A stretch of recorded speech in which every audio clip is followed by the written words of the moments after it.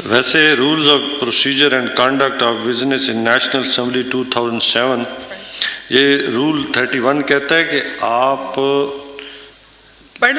पढ़ी लिखी हुई स्पीच नहीं कर सकते। तो इजाजत आप दे दें, आप तो खत्म हो गई है स्पीकर साहब, अगर आप तो खत्म हो गई है।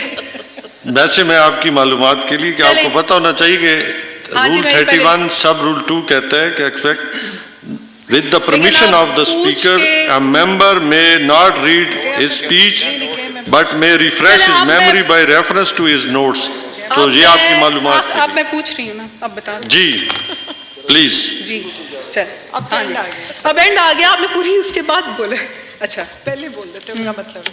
जिस देश में आटे चीनी का बहरान फलक तक जा पहुंचे, जिस देश में बिजली पानी का फुकदान हलक तक जा पहुंचे, जिस देश के हर चौराहे पर दो चार भिखारी फिरते हों, जिस देश में रोज जहाज़ों से इमदादी थैले गिरते हों, जिस देश में गुर्बत माओं से बच्चे न लाई हो, जिस देश में दौलत शुरफा से नाजायज़ काम कराती हो, जिस देश के ओहदेदारों से ओहदे ना संभाले जाते हों, जिस देश के सादा लो इंसान वादों पर ही टाले जाते हों, इस देश के हर एक हाकिम को सूली पे चढ़ाना लाजिम है।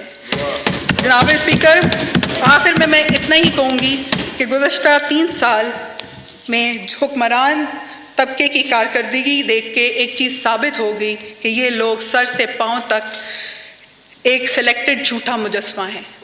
पाकिस्तान जिंदाबाद। थैंक यू जी। अली मोहम्मद खान साहब जी, पार्लियामेंट्री। और जहाँ मेरी बहन ने कुछ शेर पढ़े हैं तो एक 2-3 शेर मैं जो मेरे अपने हैं, तनकीद भी होती है लेकिन उम्मीद भी देनी चाहिए।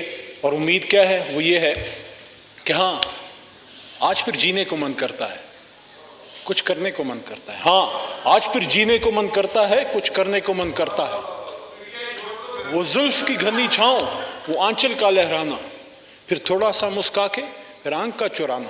पर जुल्म के अंधे साहिल में बदहाली के इस आलम में, पर जुल्म के अंधे साहिल में बदहाली के इस आलम में कुछ करने को मन करता है। काश मैं लौटा पाऊं उन नन्हे नन्हे हाथों को, काश मैं लौटा पाऊं उन नन्हे नन्हे हाथों को, वो कलम का पकड़ना और मट्टी का खिलौना। हाँ मैं कुछ कमजोर सही, हाँ मैं कुछ लाचार सही, हाँ मैं कुछ कमजोर सही, हाँ मैं कुछ लाचार सही, पर दिल तो मेरा जिंदा है और कुछ करने को मन करता है। पाकिस्तान जिंदाबाद, इमरान खान पाइंदाबाद। इंशाल्लाह 2023 में एक बार फिर इंसाफ सरकार।